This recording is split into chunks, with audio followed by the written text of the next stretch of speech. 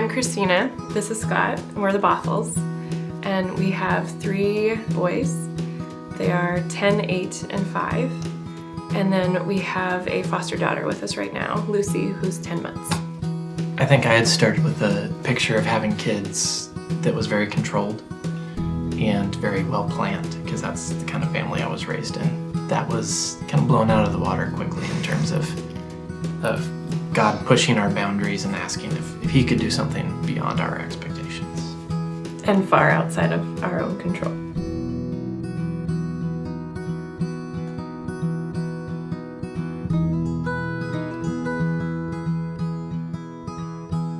Left to my own devices in my life, especially without my wife as my partner, I will tend to risk less, to avoid pain, to minimize suffering, to pursue comfort, and that's very human. I think we all do that.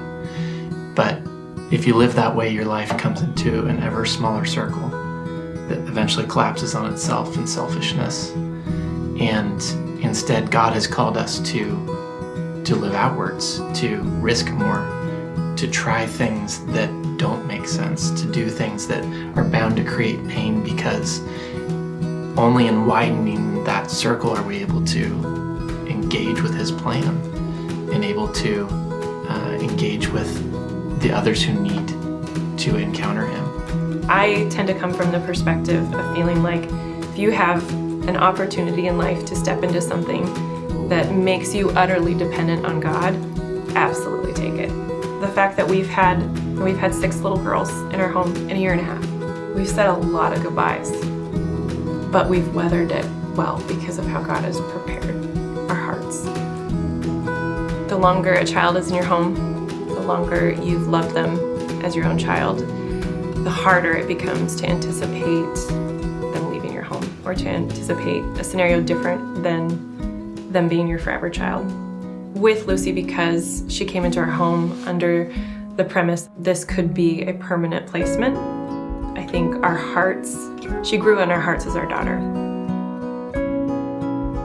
With any placement, including Lucy, we don't know the end of the story yet. And we don't know when we'll know the end of the story. But the uncertainty is always there. And we have to choose whether to let it produce fear or let it produce a sense of urgency in how we love her. Psalm 136 has become one that I've come back to because it's a psalm that repeats, numerous times, His love never quits. His love never quits.